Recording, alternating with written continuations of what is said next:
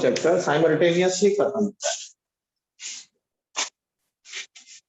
पीछे का कुछ पूछना है किसी को? पिछले दिन हमने पढ़ाया था क्या क्या, एक बार रिकैप करा देता हूं। डायगोनल रिलेशनशिप,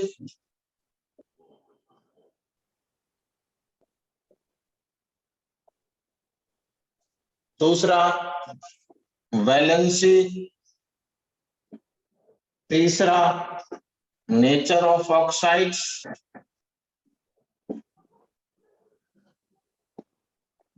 अब चौथा हम करेंगे एटॉमिक ऑब्लिक आयनिक रेडियाई, पांचवा आयोनाइजेशन एनर्जी,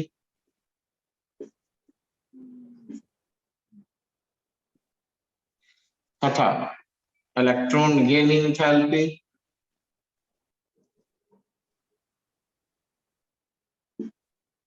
और सातवां इलेक्ट्रोनेगेटिव।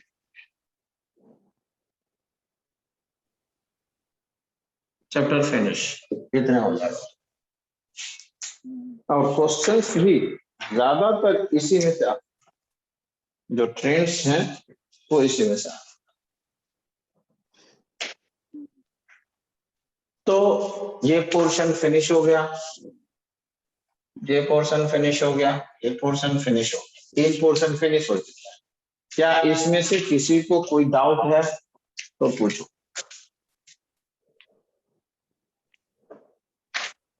नेहा, आपको, आद्या,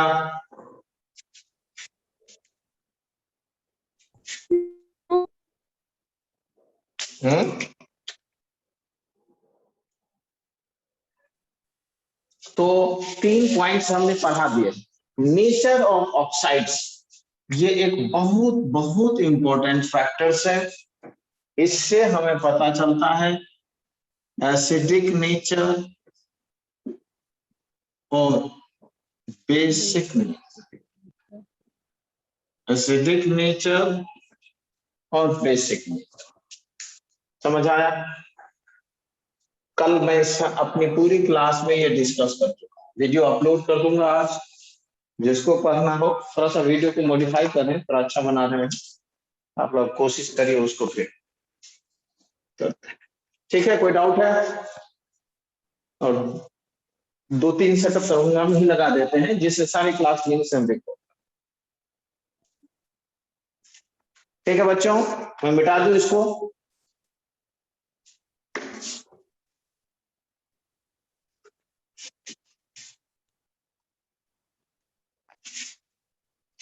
अब हम आज कर रहे हैं, एक ही टॉपिक हो पाएगा आज, एटॉमिक ऑब्लिक आयनिक रेडियस, क्योंकि बहुत बड़ा है। कोशिश करते हैं 2 दिन में खत्म हो जाए, 2 या 3 दिन में खत्म हो जाएगा। इस पॉइंट पर बात करते हैं, एटॉमिक ऑब्लिक आयनिक रेडियाई या साइट। आज हम पढ़ेंगे एटॉमिक ऑब्लिक आयनिक रेडियाई या साइट्स, इस पर बात। समझ आया? देखिए, ये है न्यूक्लियस, ये है न्यूक्लियस। साइज किसी चीज का कहां से सेंटर मेजर, और ये है सबसे बाहर का वैलेंस। ये क्या है? सबसे बाहर का सेल, इसके अंदर और साइज जब भी माप मेजर करना है तो सबसे बाहर, सेंट्रल से बाहर के पोजीशन। अब देखो, इलेक्ट्रॉन जो होता है, आज ही पढ़ाया है, ये वेव के फॉर्म में होता है। इलेक्ट्रॉन कैसे होता है? वेव के फॉर्म में। क्या कोई डाउट है? तो इलेक्ट्रॉन का पोजीशन कहां कहां हो सकता है, क्या क्या प्रोबेबिलिटी है? इलेक्ट्रॉन के होने की प्रोबेबिलिटी जो है वो ये है,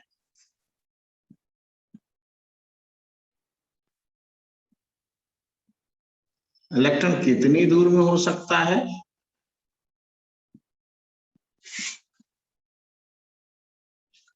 इनमें से कहीं भी हो सकता है।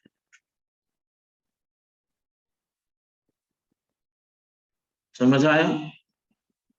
क्योंकि ये वेव कैरेक्टर इलेक्ट्रॉन यहाँ भी हो सकता है, यहाँ भी हो सकता है, यहाँ भी हो सकता है, यहाँ भी हो सकता है, यहाँ भी हो सकता है, यहाँ भी हो सकता है, यहाँ भी हो सकता है।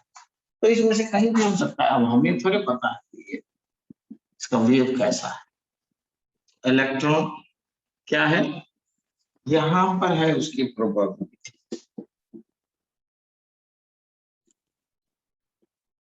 समझ आया? इसी पॉइंट को कहते हैं ऑर्बिटल, और इसके लिए साइज पर जीरो। आज ही पढ़ाया था Heisenberg uncertainty principle, sorry Schrodinger. Schrodinger में आया था साइज, श्रोडिंगर में साइ आया था। Yes sir.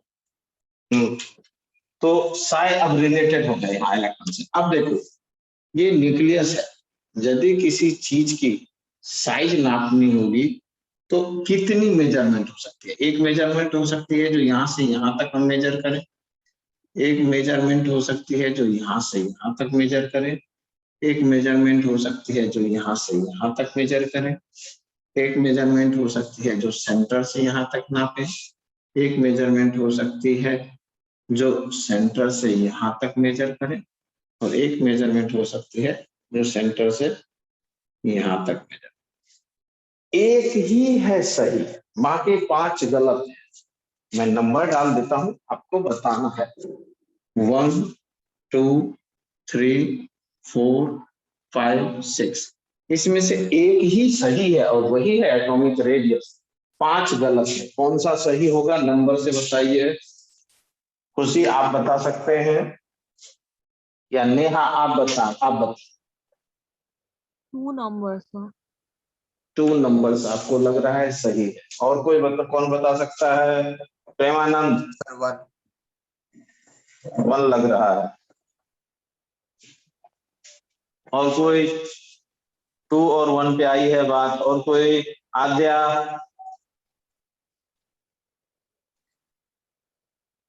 कौन सा नंबर हो सकता है आद्या सही? दिव्यांशी कौन सा सही हो सकता है? सर एक बार क्वेश्चन रिपीट कर दीजिए। इसमें से एटॉमिक रेडियस को कौन रिप्रेजेंट, कौन सा लाइन? एटॉमिक रेडियस को कौन सा लाइन रिप्रेजेंट करता है?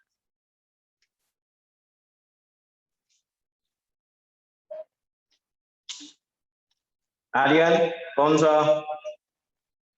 सर 1 है। 1 सर 1। 1 कह रहे हैं सारे बच्चे। चलो 1 है सही। तो इसको डिफाइन करेंगे तो क्या आएगा?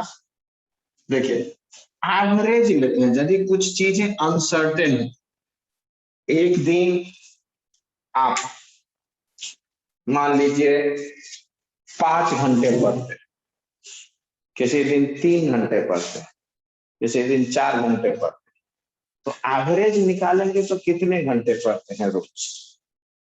4 घंटे। एक दिन आप 3 घंटे पढ़ते, एक दिन आप 4 घंटे पढ़ते, एक दिन 5 घंटे पढ़ते। इसको एवरेज निकालेंगे तो कितना है? 4। इसका मतलब एवरेज आप 4 घंटे पढ़ते हैं।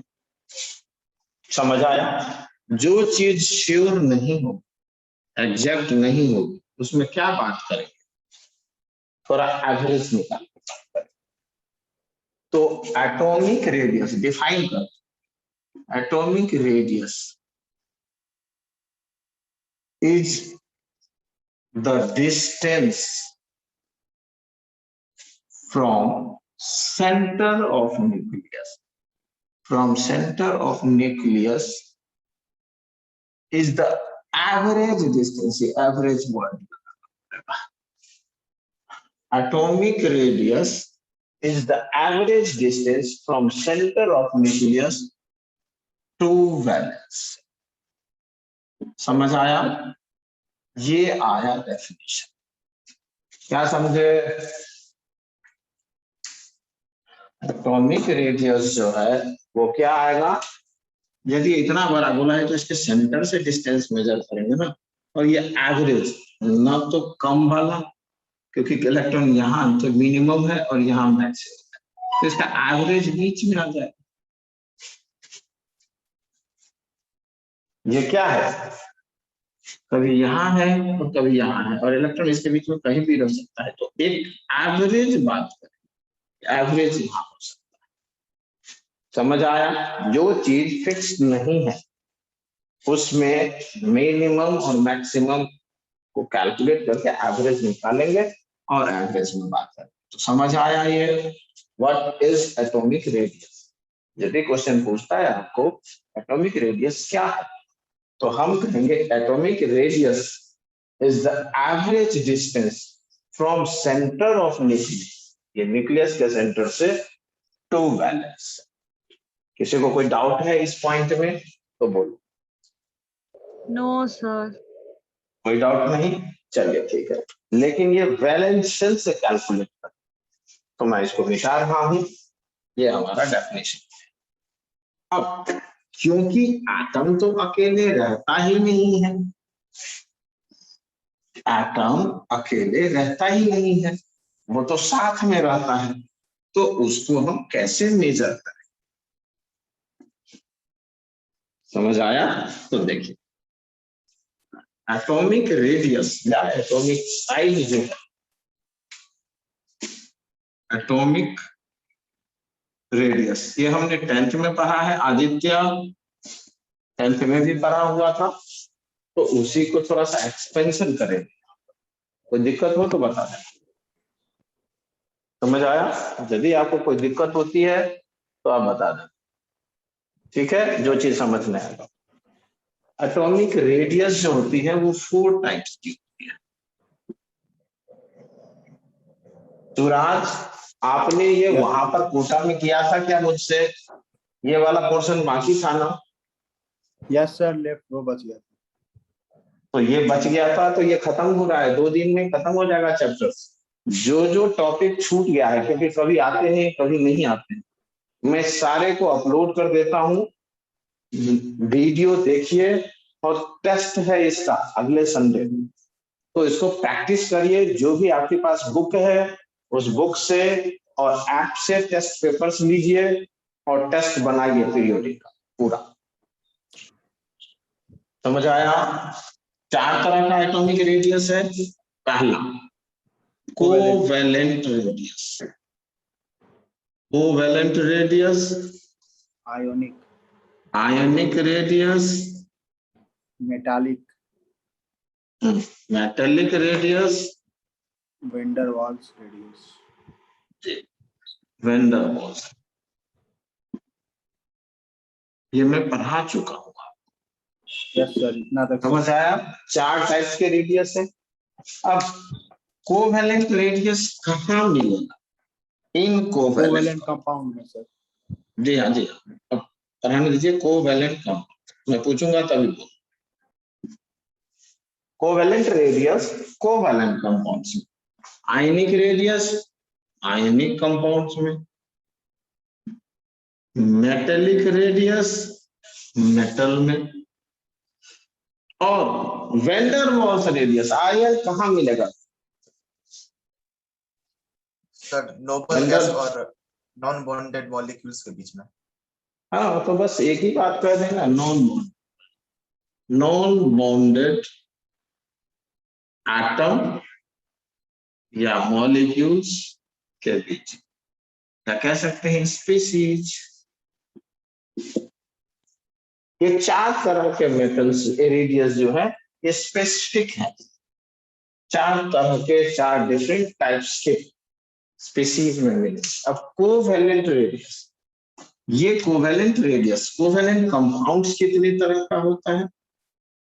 कोवैलेंट कंपाउंड्स कोई बता सकता है? कोवैलेंट कंपाउंड्स कितने तरह का होता है? प्रेमानंद तुम बताओ, प्रेमानंद को बताना, तो प्रेमानंद तुम बताओ कोवैलेंट कंपाउंड कितने टाइप का होता है? बोलो भाई। आवाज नहीं आ रही है, नेट काम नहीं कर रहा है, क्या है प्रेमानंद? कोवेलेंट कंपाउंड्स कितने टाइप्स का होता है? बाहर चला गया है, चलो ठीक है, 2 टाइप्स का होता है। कौन कौन से हैं? होमो और सर होमो, 3 होते, कौन कौन से? सिंगल, डबल और ट्रिपल। Hetero atomic. क्या सिंगल, डबल और ट्रिपल, ये क्या चीज? कोवेलेंट कंपाउंड्स, होमो एटॉमिक और हेटेरोएटॉमिक, 2 टाइप्स के कोवेलेंट कंपाउंड्स होते हैं। होमो एटॉमिक उसको कहते हैं जो सेम टाइप ऑफ एटम से बना है, सेम टाइप ऑफ एटम, जैसे O2, N2, Br2, F2, P4, S8, O3, ये होमो है। और हेट्रो जो कम से कम 2 टाइप से बना, at least 2 different types, at least 2 different types atoms, जैसे HCl, HBr, HF, H2O, NH3। समझ आया?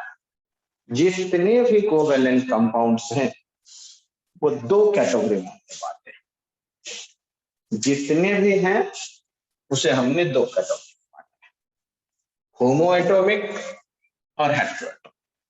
ठीक है, अब ये भी फर्दर बांटे गए, जैसे देखिए होमो एटॉमिक को किस में बांटा है?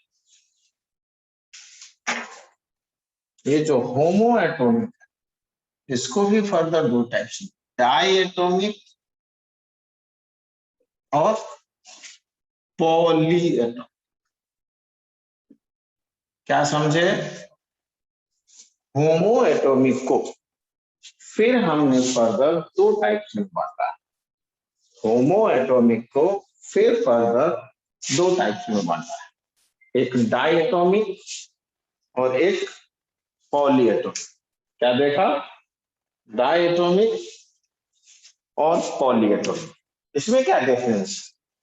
डाई एटॉमिक का मतलब है जिसमें 2 ही atom, 2 atoms in molecules present, O2, N2, Cl2, F2, Br2, etc। इसमें सिर्फ 2 ही एटम। अब देखो H2, 2 हाइड्रोजन आपस में बॉन्डेड, 2 हाइड्रोजन आपस में बॉन्डेड, तो इसका रेडियस क्या होगा? इसके बीच की इंटरन्यूक्लियर डिस्टेंस लो, ये न्यूक्लियस टू न्यूक्लियस डिस्टेंस, और इसका रेडियस, इसका आर, इसका आर। तो covalent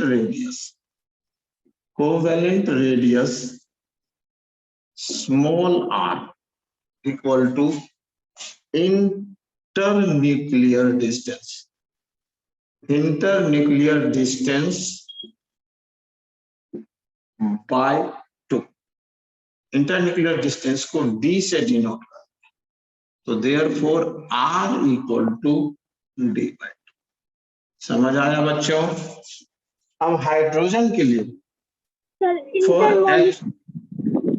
internuclear distance nucleus to nucleus, इस न्यूक्लियस से लेके इस न्यूक्लियस तक का जो डिस्टेंस है दैट इज इंटरन्यूक्लियर डिस्टेंस। और H2 D कितना होता है? 72 पिकोमीटर, तो R कितना हो जाएगा? D by 2 equal to 72 by 2 equal to 36 picometre. समझ आया बच्चों? या किसी को कोई डाउट है? होमो होमो वाला जो है, होमो के अंदर डाई एटॉमिक, होमो के अंदर डाई एटॉमिक, डाई एटॉमिक में क्योंकि दोनों सेम एटम है तो इंटरन्यूक्लियर डिस्टेंस का आधा कर दो उसका रेडियस। अब जैसे देखो क्लोरीन का लेते, ये 2 क्लोरीन, ये इसके इंटरन्यूक्लियर डिस्टेंस है, ये है इसके डी। तो R equal to R of chlorine equal to D/2 और D इसका है 199 पिकोमीटर आ गया। क्लोरीन के लिए, ये किसके लिए है? सर कोई आवाज आ रहा है, गड़गड़ गड़गड़।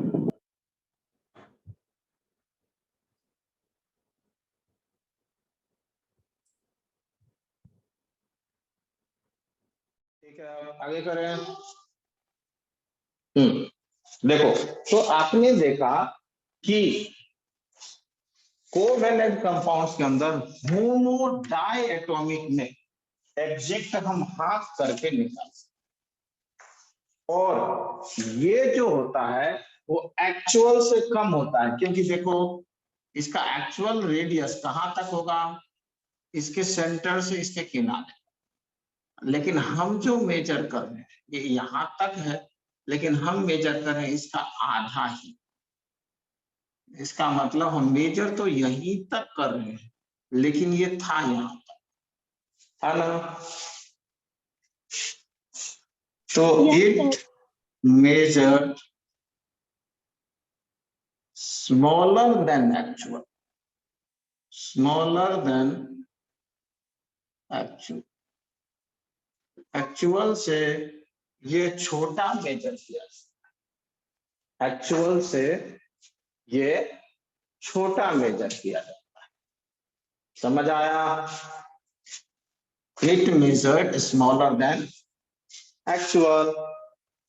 चलो अब डाई एटॉमिक में पॉली एटॉमिक की बात करते हैं। होमो में यदि पॉली एटॉमिक हो, जैसे डाई एटॉमिक पॉली एटॉमिक, जैसे O3 लिया, P4 लिया, S8 लिया, तो क्या एक्चुअल मेजर हो सकती है? जैसे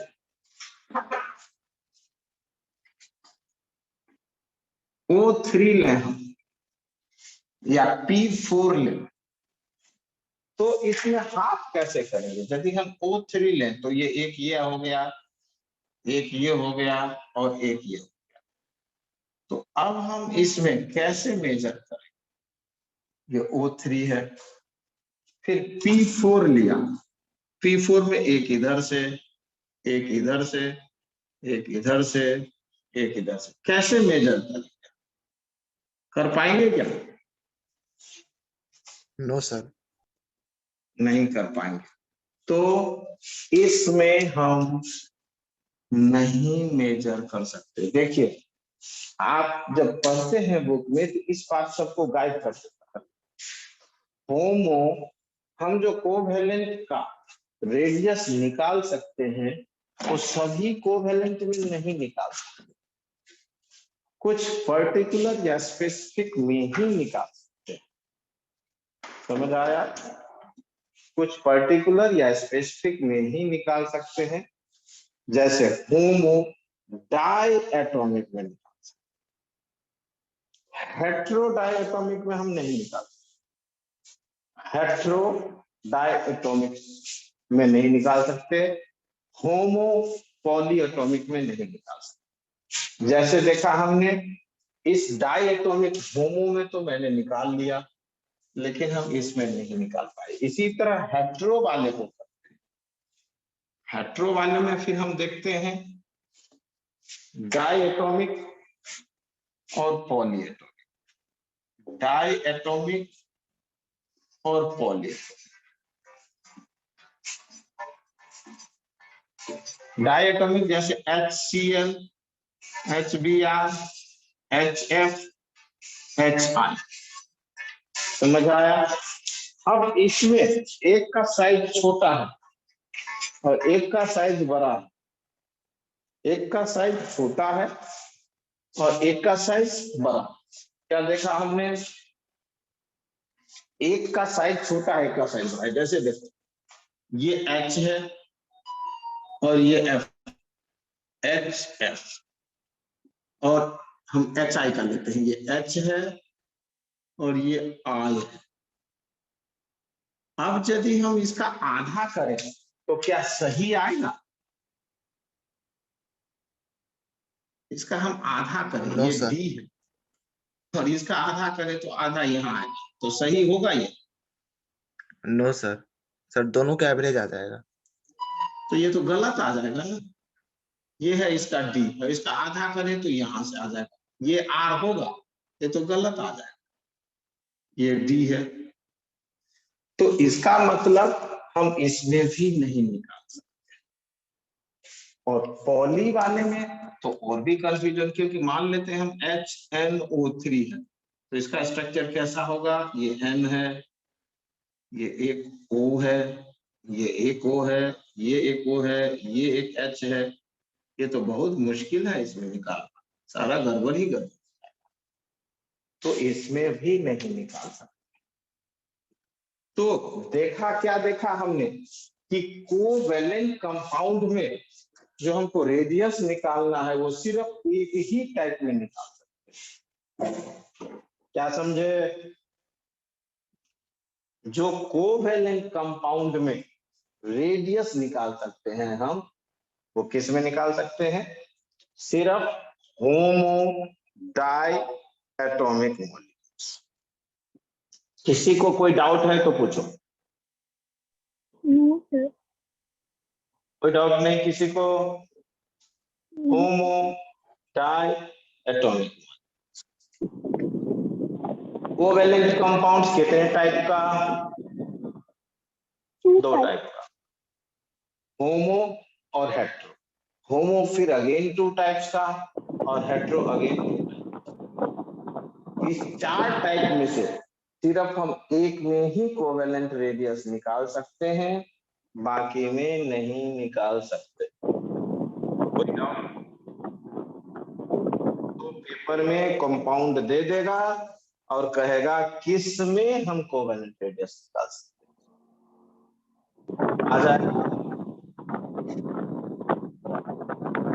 आ जाएगा या नहीं आएगा?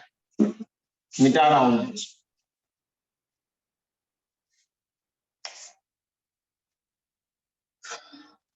मैं कोवेलेंट वाला कॉन्सेप्ट हमारा फिनिश हो। कोवेलेंट कंपाउंड्स में जितने भी कोवेलेंट कंपाउंड होंगे उसमें हम इस तरह रेडियस निकाल लें। तो हम क्या करेंगे? जैसे हमको कहेगा डिस्टेंस इन HCl, HCl में internuclear distance, internuclear distance HCl में कितना होगा? H है और Cl, इसको हम D बोलते हैं, इसे बोलते हैं bond length. Bond length nucleus to nucleus के डिस्टेंस है। तो हम कैसे निकालेंगे? तो हम निकाल ही नहीं सकते। तो हम क्या करेंगे? H2 से हम RH निकालें और Cl2 से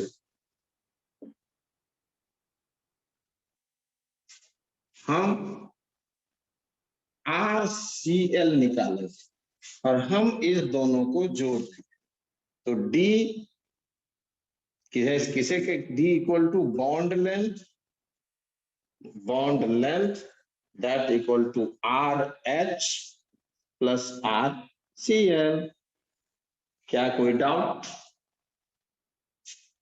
No, sir. किसी को कोई डाउट है तो पूछो। No sir. यदि आपको पूछता है कि HCl का कितना बॉन्ड लेंथ होगा तो उसका तो निकाल ही नहीं सकते, तो हम क्या करेंगे, दोनों का अलग अलग निकाल, H का अलग निकाल लो, कहां से, H2 से, और Cl का निकाल लो, कहां से, Cl2 से, और दोनों को जोड़ दो, आ जाएगा। Yes sir. ठीक है, तो ये वाला पार्ट खत्म। लेकिन एक चीज याद रहे, पेपर में जो कहेगा ये हमेशा एक्चुअल से छोटा कैलकुलेट, ये हमेशा एक्चुअल से छोटा कैलकुलेट। चलिए दूसरा हम करते हैं मेटेलिक रेडियस। दूसरा हम क्या करते हैं, मेटेलिक रेडियस। मेटल आपस में, चलो आयनिक कर लेते हैं, आयनिक बाद में ही कर ले इसको। मेटेलिक रेडियस, मेटेलिक रेडियस कहाँ होगा, इन मेटल, मेटल में। इन मेटल्स। तो मेटल्स होते कैसे हैं, how bonded,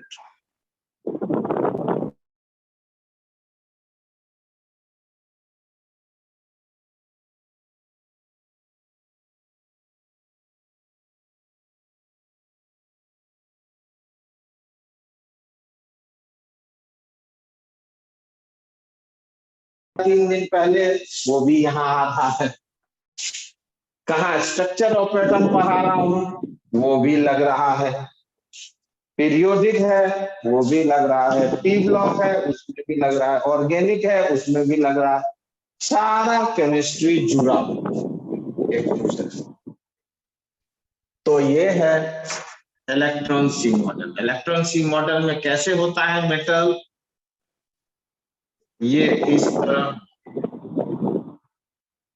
electron C model में किस तरह है मेटल, इस तरह बॉन्डेड है। अब ये इसके न्यूक्लियस टू न्यूक्लियस डिस्टेंस निकाल लो, ये है डी डैश, तो इसका radius R dash. Metallic radius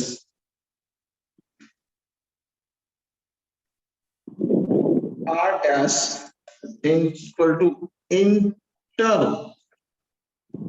nuclear distance between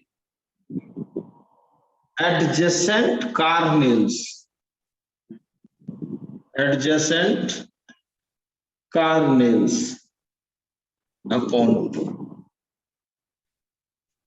Cornell किसे कहते हैं, ये मेटल्स प्लस एटम, और ये इलेक्ट्रॉन को अट्रैक्ट करना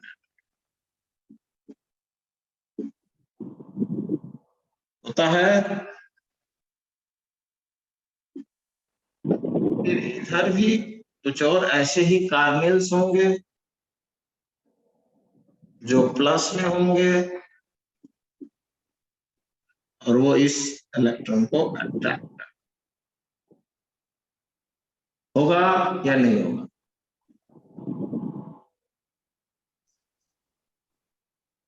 क्या क्या कोई दिक्कत, इसमें कोई परेशानी, तो R dash equal to D dash by 2, कोई डाउट, No, sir. और किसी बच्चे को, आदित्य तुमको,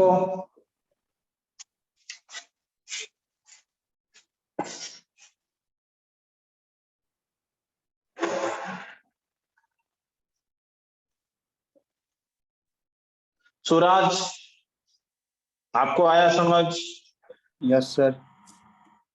ठीक है, खुशी कोई दिक्कत, ठीक है। अगला हम करते हैं, आयनिक को अभी बगल में कर देते हैं, आयनिक को नहीं करते हैं, वेन डायमंड्स। मेटेलिक रेडियस हमने पढ़ लिया है। अब हम करते हैं van der Waals radius. Van der Waals radius क्या होता है? Non bonded species. किस में निकालेंगे van der Waals radius? Non bonded species. Non bonded कैसे हो सकते हैं? या तो बॉन्डेड और बॉन्डेड के बीच में हो, या सारे ही नॉन बॉन्डेड हो। सपोज करिए रोड पर दो दोस्त चल रहे हैं, तो दो दोस्त एकदम जान पहचान है, तो हाथ में हाथ लेके चल रहे हैं, तो दोनों एक दूसरे से जुड़े हुए हैं। दूसरा और जा रहा है, वो भी दोनों दोस्त है, लेकिन वो हमारे से सट के थोड़े चलेगा, थोड़ा गैप बना के चल। तो ये दोनों दोस्त और ये दोनों दोस्त, ये दोनों आपस में दोस्त है, ये आपस में दोस्त है, लेकिन इसके बीच में चलेंगे तो एकदम सट के थोड़े चलेंगे, गैप होगा ना। या रोड पर जो चल रहा है वो अकेले अकेले चल रहा है, तो हट हट के चलेगा ना। आज के दिन में तो और कहेंगे भाई कोरोना है, हट के ही रह, तू सोशल डिस्टेंसिंग का पालन कर, दूर दूर ही चलना है, 6 फीट की दूरी बना, 3 फीट की, 4 फीट की दूरी बना, समझ आया। लेकिन एक ही घर के लोग हों तो थोड़े दूरी बनाना है, घर के आदमी से थोड़ी दूरी बना के चल, तो साथ साथ में ही चलेंगे। तो ये बॉन्डेड और ये बॉन्डेड के बीच में बॉन्ड नहीं है, ये सारे बॉन्ड। तो इनके बीच की जो डिस्टेंस है, टू नॉन बॉन्डेड स्पीशीज के बीच की डिस्टेंस, इसको हम कैपिटल डी से डिनोट करते हैं, that is intermolecular van der Waals distance, और इसका हाफ लेते हैं तो ये कैपिटल आर से डिनोट करते हैं। तो van der Waals radius capital R equal to capital D by 2। क्या देखा आपने? दो नॉन बॉन्डेड, इसमें भी हम यही लेंगे, ये दो नॉन बॉन्डेड है,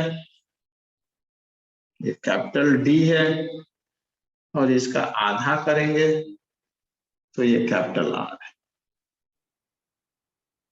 समझ आया? तो van der Waals radius actual से हमेशा बड़ा मेजर किया जाए, कितना बड़ा है ये, तो इसका आधा करेंगे तो ये एक्चुअल में दिख रहा है कि ये इतना बड़ा, अभी ना ये एक दूसरे से आधा होगा, बीच का डिस्टेंस आधा, लेकिन वो तो छोटा है। तो it measured greater than actual, actual से बड़ा ही मेजर होता है। क्या समझे? It measured greater than actual. कोई डाउट? No, sir. समझ आया? अब कहता है इस तीनों के बीच में ऑर्डर बताओ, तो सबसे छोटा कौन सा था? सबसे छोटा कौन सा था? कोवेलेंट रेडियस, फिर मेटेलिक, और फिर सबसे बड़ा वैन डर वाल्स। आया बच्चों? ये आपको पूछेगा ये ऑर्डर, मेटेलिक इसमें कहीं नहीं आएगा, इसलिए हमने अभी मेटेलिक को नहीं पढ़ा। समझ आया? हाँ आयनिक, सॉरी आयनिक को इसीलिए अब बाद में पढ़ेंगे। इसमें किसी को कोई डाउट है जितना पढ़ाया है उसमें? No, sir. कोई डाउट नहीं? चलिए ठीक है। देव्यांशी नहीं है? Yes, sir. तो क्या कोई डाउट है आपको? No, sir. चलिए ठीक है, आगे बढ़ते हैं। क्वेश्चन बना लेंगे तो फिर टेस्ट में। जी सर। ठीक, तो अगला हम करते हैं अब सर आयनिक। हाँ, सर पीरियोडिक क्लासिफिकेशन का टेस्ट 6 जून को होगा।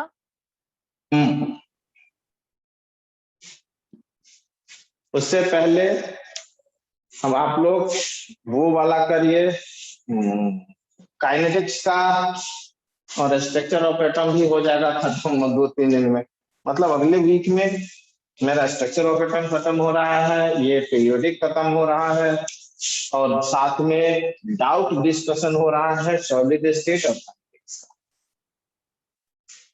ये 4 को मैं कंप्लीट करूंगा। आप लोगों को इसका चारों का टेस्ट बनाना है, फटाफट तैयार कर। ये चारों खत्म होने के बाद ही मैं अगला चैप्टर। चलिए,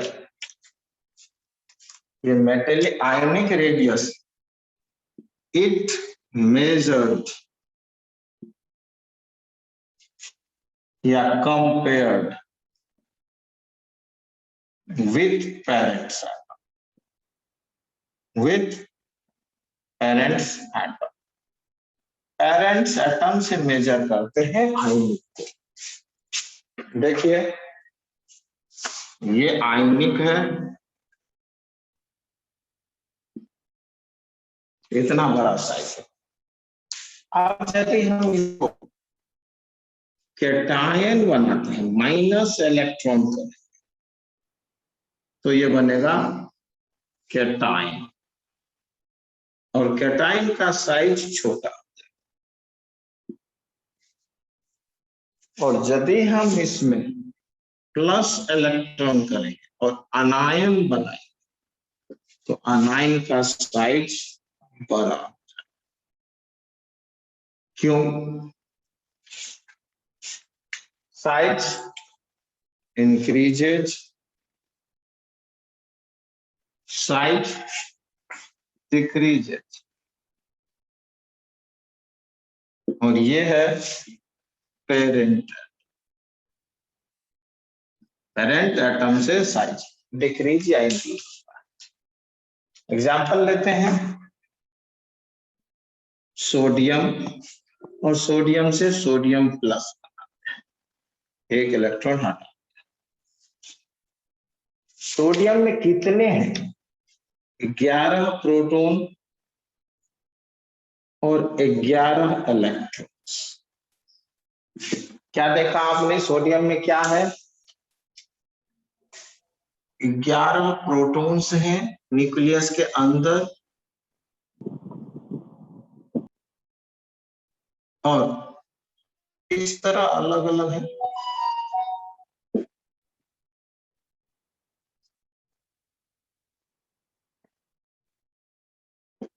ये सारे न्यूक्लियस से अट्रैक्ट, सारे क्या है? न्यूक्लियस से अट्रैक्ट, और आपस में रिपेल भी होते हैं। क्या है ये हर एक दूसरे को रिपेल करते हैं। तो यहाँ रिपल्सन एंड अट्रैक्शन दोनों फोर्स वर्क। जहां पर अट्रैक्शन इक्वल टू रिपल्सन हो जाएगा, वहीं वो रुक जाएगा।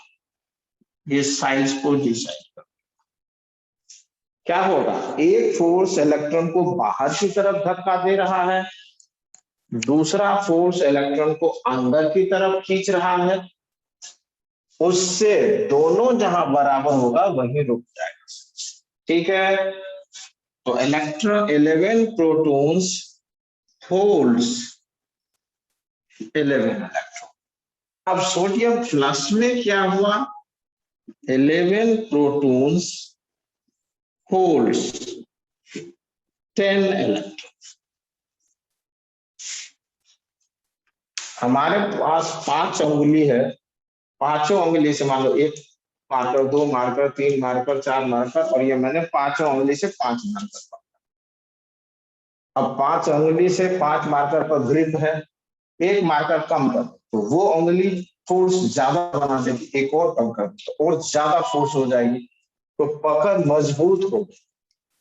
तो जब हम इलेक्ट्रॉन कम कर दें तो क्या हो गया, फोर्स ऑफ अट्रैक्शन जो है वो क्या हो गया, फोर्स ऑफ अट्रैक्शन बढ़ गया। तो वो क्या करेगा, अंदर की तरफ खींच लेगा इलेक्ट्रॉन को, क्योंकि रिपल्सन घट गया और फोर्स ऑफ अट्रैक्शन बढ़ गया। क्या होगा, अट्रैक्शन इंक्रीजेज और रिपल्सन डिक्रीजेज। क्या रिजल्ट होगा, जब सोडियम से सोडियम प्लस बनेगा तो क्या होगा, इलेक्ट्रॉन को अंदर की तरफ खींच लिया जाएगा। तो ये क्या हो जाएगा, साइज छोटा हो जाएगा। कोई डाउट है,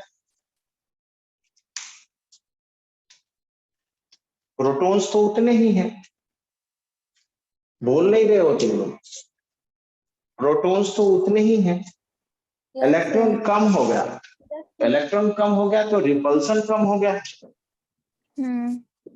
इलेक्ट्रॉन कम हो गया तो रिपल्सन कम हो गया तो बाहर की तरफ जो फोर्स धक्का दे रहा था वो तो कम हो गया। Yes sir. तो बाहर की तरफ धक्का देने वाला फोर्स कम हो गया तो उससे रिपल्सन का फोर्स घट गया। अब अट्रैक्शन बढ़ गया, क्योंकि पहले 11 प्रोटॉन 11 इलेक्ट्रॉन को खींच रहा था, अब 11 प्रोटॉन 10 इलेक्ट्रॉन को ही खींच रहा है, तो पकड़ तो बढ़ गई, तो वो अंदर की तरफ खींच, तो उससे साइज, इलेक्ट्रॉन अंदर आ गया तो साइज छोटा हो गया। कोई डाउट है, No. अब इसमें एक और कंसेप्ट आता है सक्सेसिव, इसमें एक और कंसेप्ट आएगा सक्सेसिव कैटायन फॉर्मेशन या सक्सेसिव इलेक्ट्रॉन रिमूवल। धीरे धीरे एक के बाद एक इलेक्ट्रॉन निकालते जाएंगे। जैसे देखो अल्युमिनियम, इसका साइज इतना बड़ा था, 13 प्रोटॉन होल्ड्स 13 इलेक्ट्रॉन। क्या समझे, इसमें से एक इलेक्ट्रॉन निकाल दिया, तो अब क्या हो गया, एल्यूमिनियम +1 13 प्रोटॉन और 12 इलेक्ट्रॉन, फिर एक और इलेक्ट्रॉन निकाल, क्या देखा, एल्यूमिनियम +2 13 प्रोटॉन्स और 11 इलेक्ट्रॉन, एक और इलेक्ट्रॉन निकाल दिया, एल्यूमिनियम +3। अब हमने क्या देखा, 13 प्रोटॉन्स और 10 इलेक्ट्रॉन्स। तो आप क्या देख रहे हैं, साइज धीरे धीरे धीरे धीरे साइज डिक्रीज होता है, अट्रैक्शन फोर्स इंक्रीजेज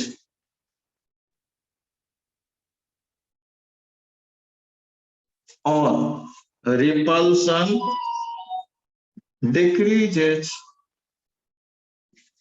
दोनों के रिजल्ट से क्या हुआ, साइज डिक्रीज। क्या किसी को कोई डाउट है इसमें, बोलो। No sir. कोई डाउट, No, sir. चलो तो ये वाला पार्ट हमारा खत्म हो गया कैटाइन के लिए, कैटाइन के लिए हमारी बात खत्म।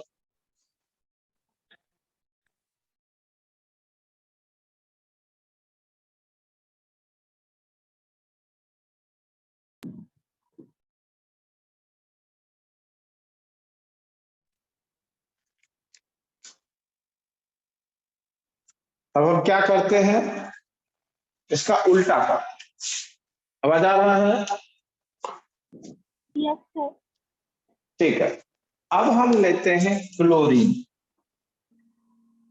17 प्रोटॉन और 17 इलेक्ट्रॉन। क्लोरीन में क्या देखा, 17 प्रोटॉन होल्ड करता है 17 इलेक्ट्रॉन।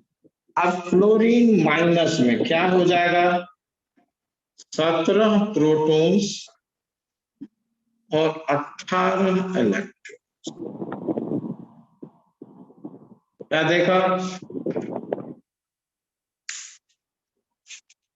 क्या देखा,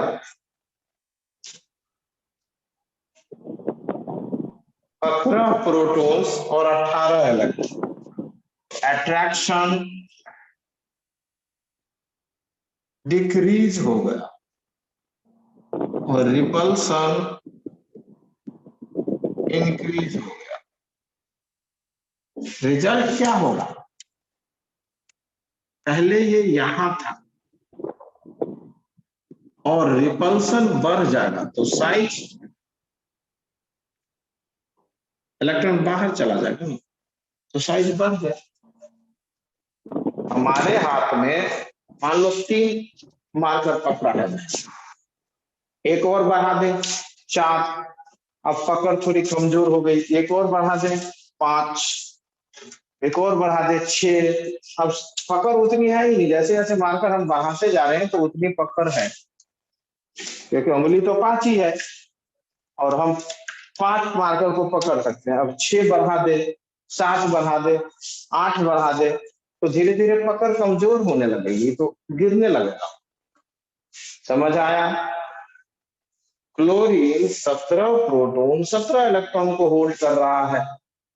अब हमने देखा कि जैसे ही हमने इलेक्ट्रॉन बढ़ाया तो फोर्स ऑफ अट्रैक्शन घट गई, क्योंकि 17 प्रोटॉन अब 18 इलेक्ट्रॉन को होल्ड कर रहा है और रिपल्सन भी बढ़ गई इलेक्ट्रॉन के आने से, तो साइज बढ़ गया। समझे? इसमें भी आएगा सक्सेसिव, इसमें भी आएगा सक्सेसिव।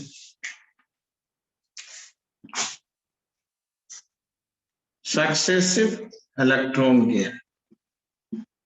देखिए एग्जांपल, जैसे हमने लिया नाइट्रोजन, इतना बड़ा साइज है, नाइट्रोजन में 7 प्रोटॉन और 7 इलेक्ट्रॉन, ठीक है, एक इलेक्ट्रॉन गेन करा।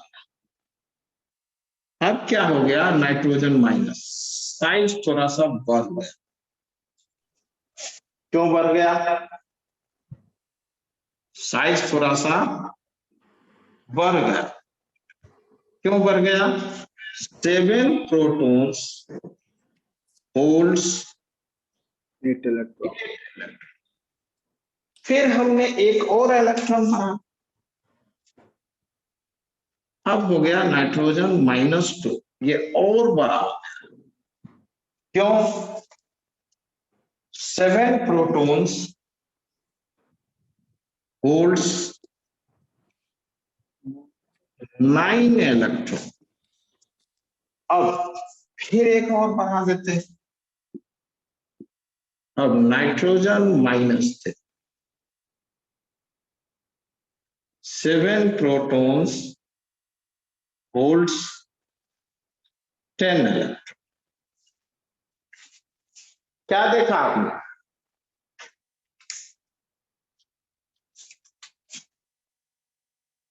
जैसे जैसे हम सक्सेसिवली इलेक्ट्रॉन डालते गए, number of electron increases, repulsion increases, repulsion increases, attraction decreases,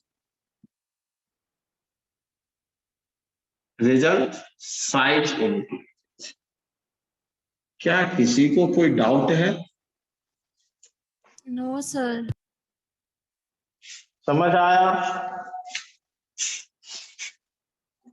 कितना टाइम बचा है बच्चों? Sir 10 minutes। कितने बजे तक होता है? 7:50 पर या 7:40? कितने बजे तक है? कितना टाइम है भाई? किसमें टाइमर दिखा रहा है? 13 मिनट।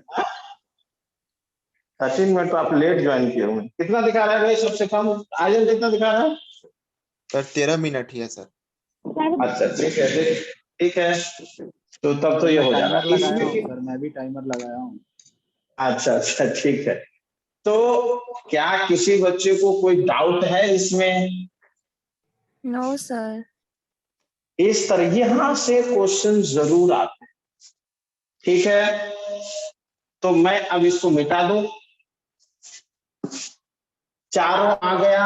जो चारों रेडियस था वो वैलेंट, सॉरी 4 टाइप के हमारे रेडियस थे, वो चारों आपने पढ़ लिए।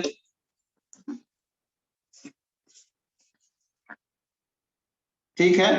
सर अब आगे इसको निकालेंगे कैसे? हम्म सर क्या आगे चीज? रेडियस को फाइंड कैसे करेंगे? अच्छा ठीक है, देखते हैं उसको। देखिए अब trends in periodic, trends in periodic.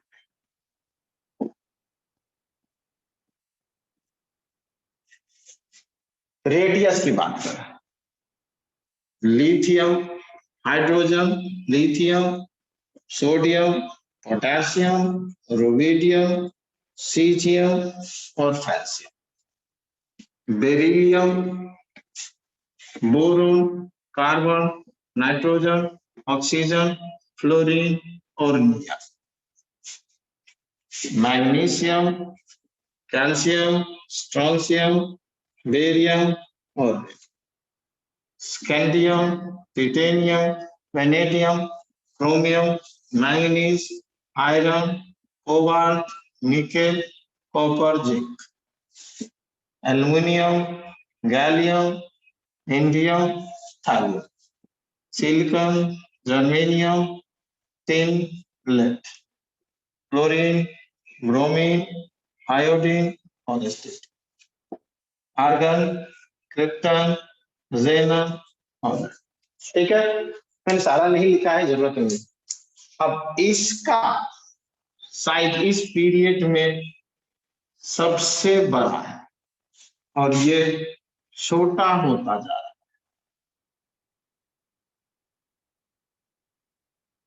और ये ऐसा हो। क्या देखा आपने?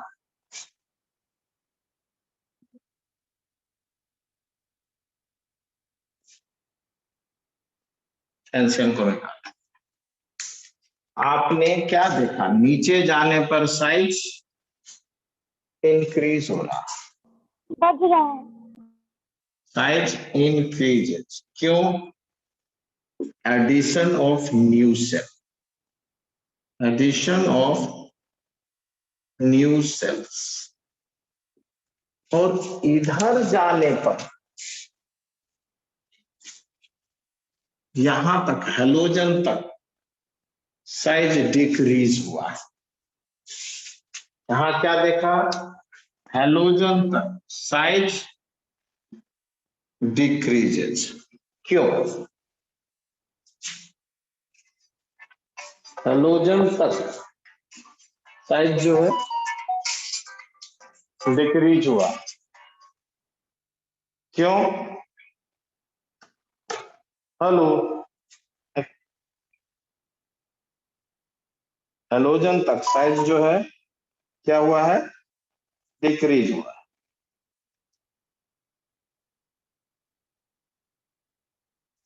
समझ आया बच्चों? ऐसा क्यों? क्या आंसर दोगे इसका? इसका आंसर होगा इफेक्टिव न्यूक्लियर चार्ज। इसका आंसर होगा इफेक्टिव न्यूक्लियर चार्ज डिक्रीज। इसका आंसर होगा इफेक्टिव न्यूक्लियर चार्ज डिक्रीजेस। क्या समझे? इसका इफेक्टिव न्यूक्लियर चार्ज लिख लेता है। इफेक्टिव न्यूक्लियर चार्ज क्या चीज है? रिजल्टेंट है किस किस का? अट्रैक्शन और रिपल्सन। अट्रैक्शन का और रिपल्सन का, क्या समझे? तो यहां से जैसे जैसे हम यहां तक हैलोजन तक जाते तो साइज डिक्रीज होता जाता है, लेकिन नोबल गैसेस के केस में size abruptly Decrease. Increases. Size अचानक से बढ़ गया, क्यों? कौन दे सकता है जवाब? साइज अचानक से बढ़ गया, कौन दे सकता है जवाब? इसके बहुत सारे रीजन। सबसे पहला रीजन लिखेंगे वैन डर वाल्स रेडियस, क्योंकि इसमें हमने कैलकुलेट ही किया था तो बड़ा ज्यादा कैलकुलेट किया था। तो पहला answer van der Waals radius, दूसरा आंसर जीरो इलेक्ट्रोनेगेटिविटी, तीसरा आंसर इलेक्ट्रॉनिक रिपल्सन, चौथा आंसर नोबल गैस कॉन्फ़िगरेशन, और पांचवा आंसर इलेक्ट्रॉनिक रीअरेंजमेंट। ये है आंसर्स, सारे आंसर्स। लेकिन सबसे सही आंसर, यदि ये सारे ऑप्शन दे दे तो सबसे सही आंसर होगा वैन डर वाल्स। समझ आया? यदि वो नहीं हो तो इलेक्ट्रॉनिक रिपल्सन होगा। इलेक्ट्रोनेगेटिविटी की बात बहुत कम, वो नहीं होगा तो इलेक्ट्रॉनिक रीअरेंजमेंट होगा या रिपल्सन होगा। समझ आया बच्चों? अब हम लास्ट इसका टॉपिक पढ़ रहे हैं, आइसो इलेक्ट्रॉनिक स्पेसीज। खत्म हो जाएगा ये फिर। Iso electronic species. Iso electronic species का मतलब है, आइसो मीन्स इक्वल और इलेक्ट्रॉन। इलेक्ट्रॉनिक मतलब इलेक्ट्रॉन। वो स्पेसीज जिसमें इक्वल इलेक्ट्रॉन, वो स्पेसीज जिसमें equal number of electron constant हो। जैसे देखिए नाइट्रोजन -3, ऑक्सीजन -2, फ्लोरीन -1, नियन, सोडियम +1, मैग्नीशियम +2, एल्युमिनियम +3। ये स्पेसीज हमने लिया। इसमें प्रोटॉन्स कितने हैं और इलेक्ट्रॉन्स कितने हैं वो देखिए। इसके अंदर जो इलेक्ट्रॉन है वो हर में 10 है, 10 10 10। क्या देखा आपने? 10 इलेक्ट्रॉन। प्रोटॉन्स के नंबर चेंज है। प्रोटॉन्स 7 8 9 10 11 12 13। तो सबसे बड़ा साइज किसका हो? जिसमें ज्यादा अट्रैक्शन होगा उसका साइज छोटा हो जाएगा, जिसमें कम अट्रैक्शन होगा उसका साइज बड़ा हो जाएगा। साइज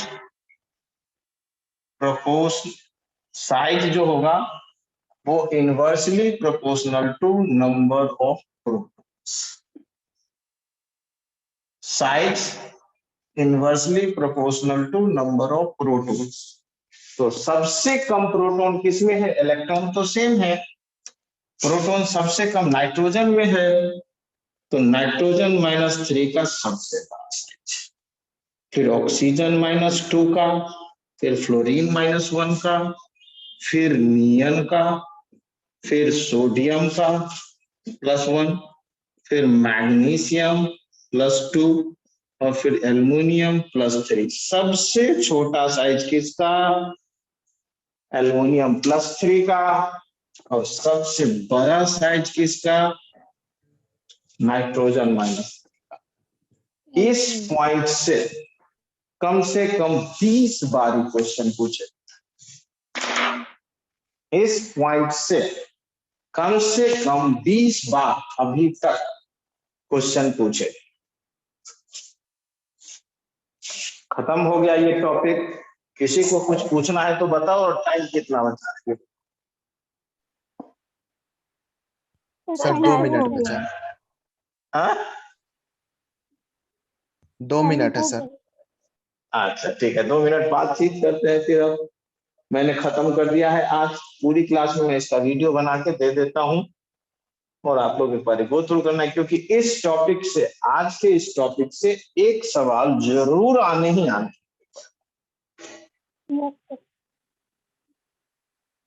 पिछली बार जो पढ़ाया था वो बहुत सारा चीज मैंने कुछ कम पढ़ाया था, क्योंकि एक बारी में यदि बहुत ज्यादा चीज पढ़ाने लगेंगे तो आप भाग जाएंगे, सब बहुत भारी लगे।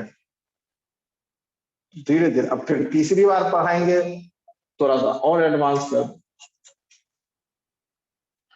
किसी को कुछ पूछना है, बट एक चीज आप बिल्कुल दिमाग में फिट करिए, जितना पढ़ा रहा हूं और आप क्वेश्चन बनाएंगे तो आपको 90 to 95% क्वेश्चन बन जाएंगे, और बाकी जो 5% बच रहे हैं उसको परफेक्ट करने के लिए जितना अभी तक पढ़ा है उतना और पढ़ना पड़ेगा। तो हमको कोई साइंटिस्ट थोड़े बनना है या कोई स्कॉलर थोड़े बनना है, हमारा कंपटीशन इसी में बहुत बढ़िया रहता है। तो इतने को परफेक्ट कर लीजिए जितना मैंने पढ़ा। समझ आया? बहुत Yes, ज्यादा sir. पढ़ने वाला कंपटीशन पास नहीं करता, जो दिन रात पढ़ता रहेगा वो कंपटीशन पास नहीं करता। क्या समझे? तो दिमाग से ये चीज निकाल दीजिए कि मुझे दिन रात लगे रहना है, नहीं। आप 6 से सर कितने लोग कहते हैं कि पढ़ते रहो तभी होगा, पढ़ते रहो। क्या उन्होंने कभी पास किया है एग्जाम? कुछ क्या आपने कभी ऐसा करके पास किया है? कहते हैं दिमाग सर की एक लिमिट है, दिमाग की 16-17 हमारी एक घंटा नहीं लिमिट है। पढ़ोगे। उन्होंने किसी और से सुन लिया, उन्होंने किसी और से सुन लिया, किसी ने और से सुन लिया। मुझसे पूछिए आपने जिससे सुना। हम तो देखते हैं सीबीएसई वाले भी कंपटीशन के लिए टिप्स देते रहते हैं। स्कूल का टीचर भी कहेगा कंपटीशन कैसे होगा। जो सीबीएसई पढ़ाता है वो भी टीचर 4-5 टिप्स 10 टिप्स दे देगा। उसको कुछ पता नहीं है, लाइफ में एक बच्चा भी पास नहीं करता, वो भी कह देगा एनसीईआरटी पूरा रट लो हो जाए।